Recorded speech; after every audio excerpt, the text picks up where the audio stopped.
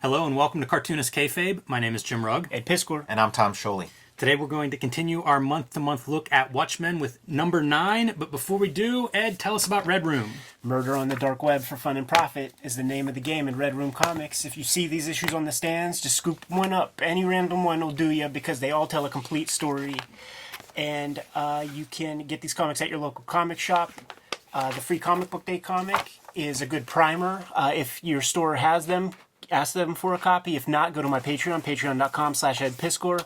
$3 for the archive will get you more than 6 issues worth of stuff, over 150 pages. But I have a PDF of the free Comic Book Day for free, and we're going to be putting a trade paperback of Red Room out in November 9th, I think. And it's about 50 pages of extra stuff that is not in these issues. So go to my link tree in the description below this video. You can order and pre-order everything that I just mentioned. Here's Marvel's answer to Watchmen, Fantastic Four Grand Design. Celebrate the 60th anniversary of the Fantastic Four with Reed Richards, Ben Grimm, Sue Storm, Johnny Storm, me, Jack Kirby, Stan Lee. Here it is. It's their whole story Rich in Buckler. one volume. Ed Pisker in the form of the colors. Joe Sinnott in the inks in the backup story. And then you can also check out Jack Kirby, The Epic Life of the King of Comics. Learn all about Jack Kirby and his storied career and life, creating many of your favorite comic book characters, like Captain America. You can also check out my YouTube channel, Total Recall Show, and see what I'm up to on Patreon. Go to patreon.com, search Tom Scholey. Jimmy, it looks like a book that's not out of print. Indeed. This is the Plain Janes. We've been talking about what books are available from me, and I realized Plain Janes still in print, available wherever books are sold online or comic book shops or bookstores. And I bring this up now because this is the perfect one for all of your nieces, daughters, anybody. This is a young adult, but really all ages friendly book about a group of artists that live in the suburbs and start doing community guerrilla artwork and stirring things up a little bit. So the perfect gift as we're approaching the holiday season, and with shipping being delayed everywhere, you might want to get your hands on this one early if you want to give it as a gift. You can also join me on Patreon at patreon.com/JimRugg, where you can download out-of-print zines and mini comics. You can see a lot of my original art, and you can see how I make all the comics that I make on patreon.com/JimRugg. It's the month of September, 9th month in the year, 9th issue, 9th chapter of Watchmen. It's got a Halloween color scheme on the logo. Maybe sit on this one for a little bit. I was thinking about it as issue 9. This is the end of Act 2 in your traditional 3-act structure in terms of where that typically falls. And we've just got done with Rorschach being busted out of prison in our previous issue, getting the band back together, so to speak. And want to throw a monkey wrench in those getaway plans. Dr. Manhattan shows up and takes away Laurie. Yeah, man. As the nostalgia bottle. Continues its little twist through space. In that Watchmen monograph book, you could see all the sketch work that Dave Gibbons did to just show the different versions of that, like what the liquid would look like as it's kind of like shifting and rustling about. Whenever I reread this week after I got done reading it, then I went through it and I was just tracking like the bottle, projecting through space and being tossed around. There are animated GIFs out there of all the panels. It's neat because it kind of rolls through the 9-panel grid. Mm-hmm. As you see it each time, it's progressing it's one panel. One more. Okay. Yeah, exactly. Yeah. So one more of their subtle attention to detail type things. And one more thing that I didn't notice the first 100 times I read this, which is the way it goes with this comic. You always figure something new out. Yeah, wherever your eyes are, there's something happening sort of peripherally that has the same level of detail and attention. So, as I said, Laurie and Dr. Manhattan are going to spend a lot of time on Mars having a discussion about Dr. Manhattan's involvement here as the Earth is facing possible nuclear war. And you got this little vertical blinds effect to give you a first person view of what teleporting with John would be like. An interesting visual Alan Moore transition sequence, man. Let's get out of Earth and into Mars. Yeah, and Higgins' color shining. Yeah, Show us the Martian landscape. We're going to get a good tour of Mars throughout this issue, and you'll get to see all those different colors. But I think it's neat to start here with these purples and unusual colors. Definitely, you're not on Earth anymore, but not the maybe obvious orange-red that we would expect on Mars right away. Yeah, the Mars, like the pinks and purples kind of set you up in like another land. And there's a point in the story where the nostalgia bottle like sort of spells out no, and I'm thinking when it's sideways, it spells out Oz, O-Z, and it's kind of like we're kind of in this like you're not in Kansas anymore kind of situation. Or Ozymandias, right? Ozymandias, there you go, hey. We cracked it. Kind of an unfortunate image here. or fortunate. Well, we have sometimes talked about this of like, comics imagery is part of a context, but when you take it out of the context, what you're left with can be like very interesting to Yeah, it feels like something you would see this panel on Twitter independently with some snarky comment underneath it. But struggling to breathe, right? Dr. Manhattan, barely human at this point, doesn't even think about, she needs oxygen. So they sort that part out, and he's ready to go give her a tour around Mars. Look at this thing, man. How you design something like that? Yeah, I thought about that a lot, like a crystal palace kind of thing, based on watch gears and things. That's an unusual item to have to draw. Good luck. His blue looks really nice against all these pinks and purples too. It does. It comes from a career of like 2000 AD sci-fi artwork and drawn Dan Dare and stuff that makes you be able to think in those kinds of terms and stuff. I wonder if that's something Alan Moore factored in when he's writing this. Because it could have been anything. It could have been a circle probe that they just, ride around in some kind of sphere. But knowing Dave Gibbons' ability and what he's coming from, like maybe you do play up the science fiction and make some interesting structure there. Yes, a little like more lyrical, a little more fantastical. This is an interesting issue in that it feels like they're talking about much bigger things, but you're doing it through the superhero comic book language, which is a struggle. Sometimes, I think it probably depends on the mood of the reader. Sometimes I feel like this hits well, and sometimes it almost highlights the silliness of what we're seeing. And some of the stuff you're describing is a little bit of a vestige of that great Dr. Manhattan issue where it's playing with time stuff, man. So he's saying stuff like, you're going to tell me that Dan Dreiber, you've been fucking Dan Dreiber. Yes. Yeah, and then I'm whenever going to be she surprised. tells him, she's like, "You knew this." Yeah, there's some really fun like verbal gymnastics with that kind of future stuff, and then we're gonna see what he's describing, and it's still surprising. And he tells you like about the end of like the disaster that's going to come, like I guess next issue or in 2 issues. He tells you about it, and it sounds like the end of the world, like what he's describing. But then you later learn that there's more to tell. Flashback here to Laurie as a child and her parents fighting, and starting to get hints. We're getting seeds. What we're going to learn is that Laurie's dad might not be who lived with them. Yeah, and not who she thought it was. And then so this is the nostalgia glass here. This is she's looking at like a little snow globe. And can you think of a more nostalgic image if you're talking about than a snow globe? And of course, once you plaster your eyeballs on top of it, you got the happy face. It becomes something else altogether. I don't even know about happy face. I think about when they show somebody burning up in a bomb or something, and it's a similar effect where like your skeleton's visible but black. Yeah, I'm just thinking this is an obvious reference to like the smiley face of Watchmen. You see Dad being pissed off here, causing it to break, and then cross-cut to the Mars, the structure on Mars. And she thinks she knows the dark secret. She thinks that she knows that, that the guy who I said was my dad isn't my dad. My dad's really Hooded Justice, my mom's old boyfriend, Who is gay, right? Hooded Justice, is that what's implied? Or like some like weird kink, like... Well, no, if you read the back matter, he is clearly gay, and he's in like an ongoing committed relationship with Captain Metropolis. That's like in the back matter and stuff. I don't know how much of that is in like the body of the comic, but I know it's in specifically this issue's back matter. Here's Dr. Manhattan.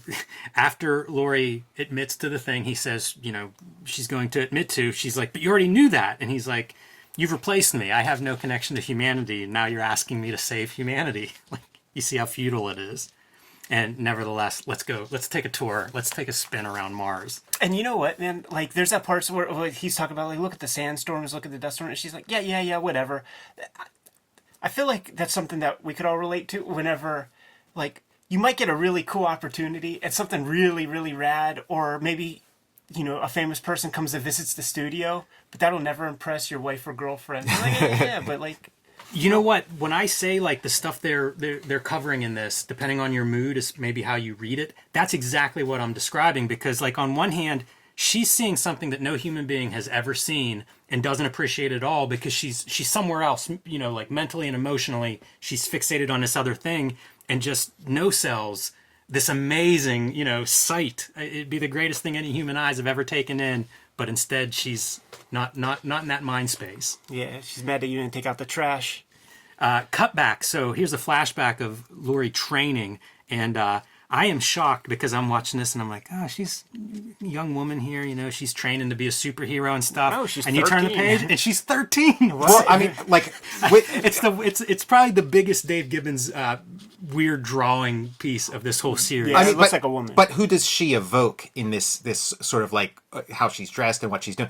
She evokes Kitty Pryde of the X-Men. This is sort of like a Kitty Pryde's dance outfit or whatever. And Kitty Pryde, it was the exact same thing. It was, you know, she's 13, but sort of, you know, in this like romantic relationship with Colossus and stuff, who's you know, older.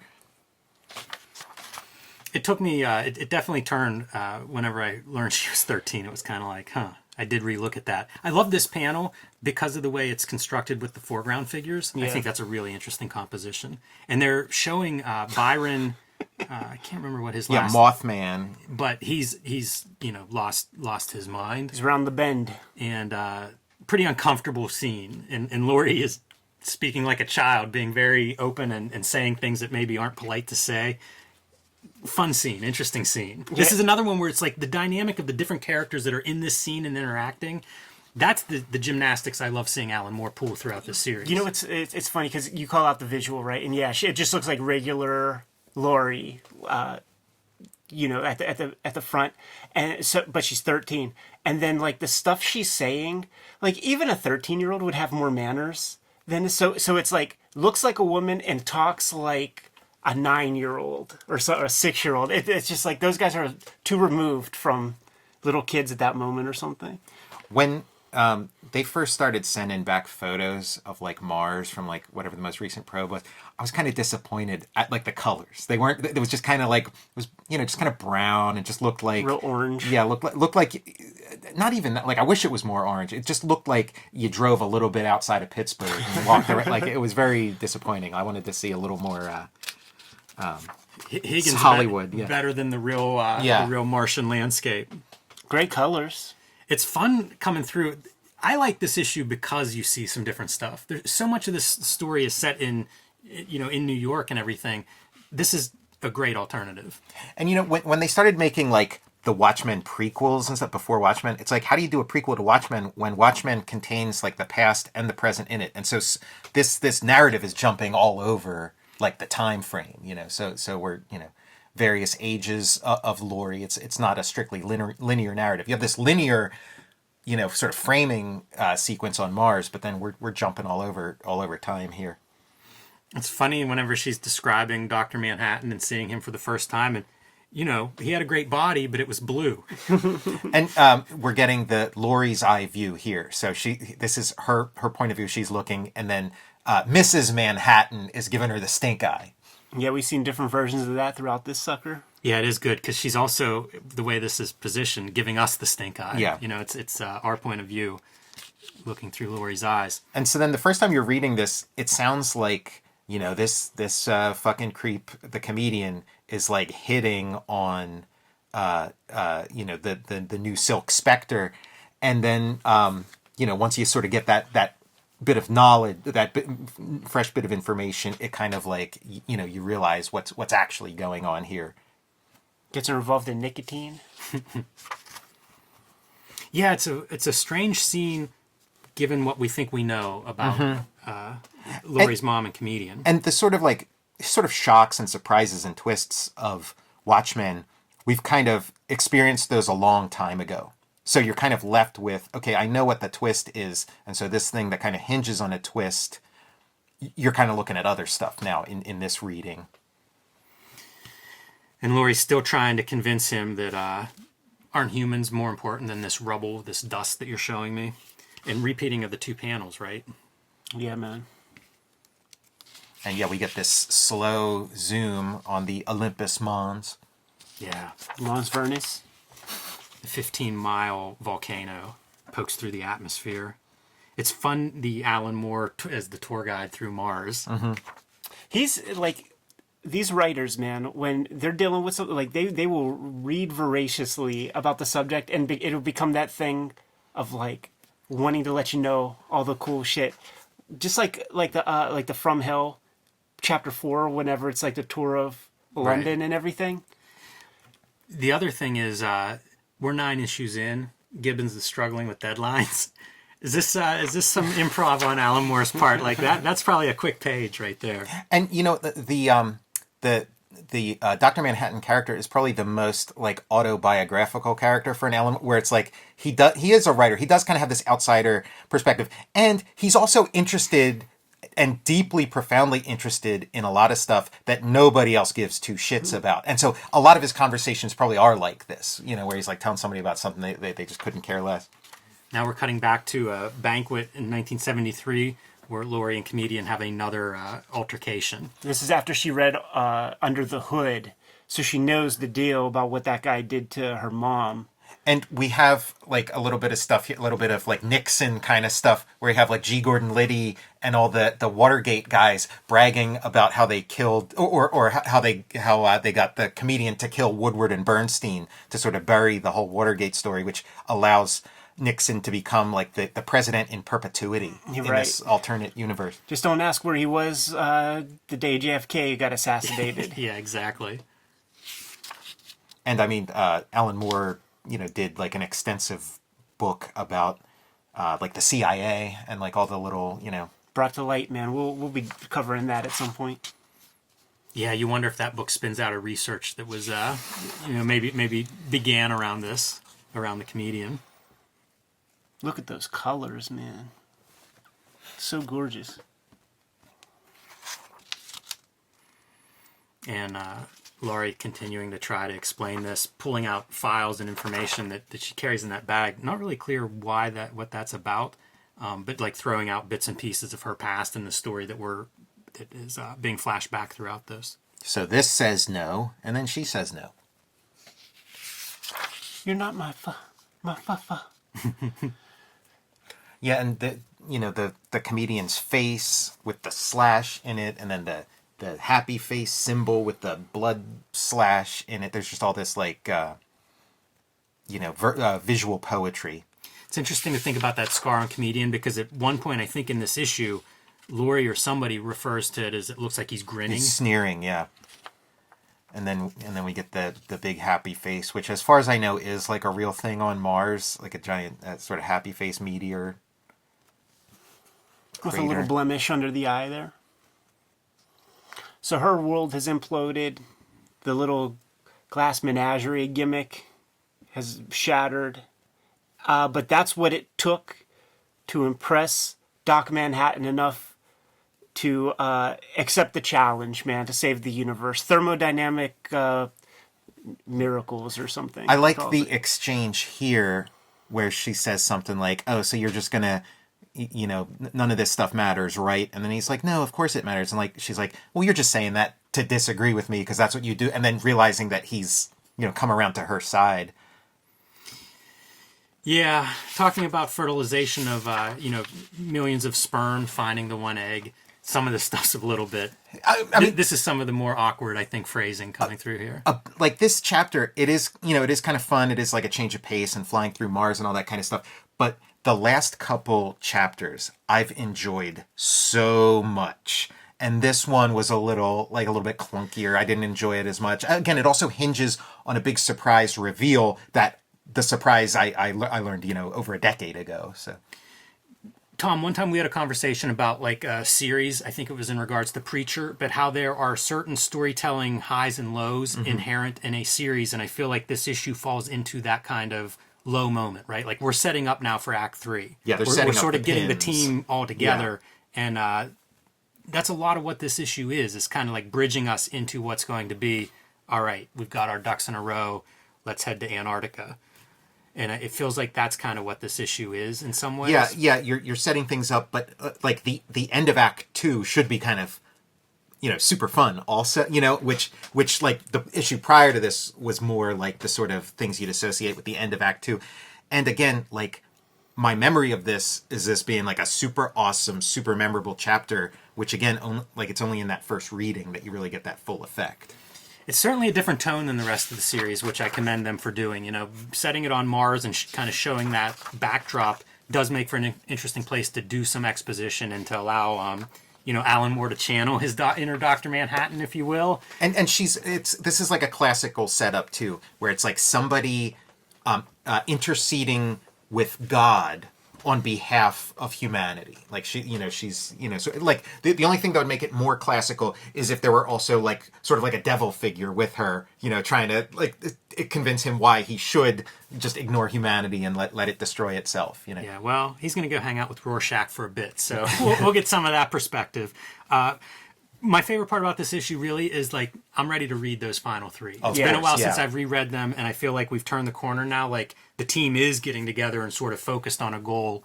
It's starting to clear up a little bit, and all of the stuff where he can't see beyond a certain point, and there's like a fuzziness in his ability to see that future. I think that part is set up really cool. Yeah, like it makes me want to go see that part. Like what is causing that stuff? And he says, it could be a major thermonuclear weapon going off. It's possible that could cause this. Yeah, and it does get explained. It's not some like red herring or something. And something that occurred to me in this reading with all this sort of like him being unstuck from time, viewing things in like a nonlinear perspective, and viewing like all moments at the same time. Like at the end of the series, he talks about I might go off and create some new life, and it only occurs to me in this that like maybe he like went off and created the Charlton universe or something, or maybe he went back in time and created this universe that they're actually living in now, or but it was only this reading that thought occurred to me. I don't know if maybe they've explored that in any of these like million sequels and prequels that they've done to Watchmen since then. But. Yeah, I can't speak to that, but it's a fun idea. That feels like something Alan Moore would think of. Whether it's used or not. It's also not too far from what people are hypothesizing about after seeing the latest Matrix trailer. Okay. Yeah, some very popular fan theories people think are being explored in that latest thing that has to do with very similar stuff you're discussing. But that's neither here nor there. Right. Kayfabers, like, follow, subscribe to the YouTube channel, hit the bell. We'll notify you when new vids are available. Jimmy, what's out there? Join me on patreon.com/JimRugg, where you can download out-of-print zines and mini comics. You can see my original art, scripts, and process of making the comics I make, like Street Angel, Deadliest Girl Alive, and The Plain Janes. Perfect for the upcoming holiday season. Patreon.com/JimRugg. Read Fantastic Four Grand Design from Marvel Comics. Check out Jack Kirby, The Epic Life of the King of Comics from Penguin Random House. And check out my YouTube channel, Total Recall Show. Red Room Comics in the Wild, Murder on the Dark Web for fun and profit. Get the issues at your local comic shop or from the Fantagraphics website. My link tree in the description below this video. Hit up my Patreon, patreon.com/HeadPiscore. You can read the comics digitally for $3. Well over 100 pages worth of stuff. New strips every Tuesday. What else, Jim? Subscribe to the Cartoonist Kayfabe newsletter at the links below this video. You can also find Cartoonist Kayfabe t-shirts and merchandise at the links below this video. Give them those marching orders. We'll be on our way. Read more comics. Moore.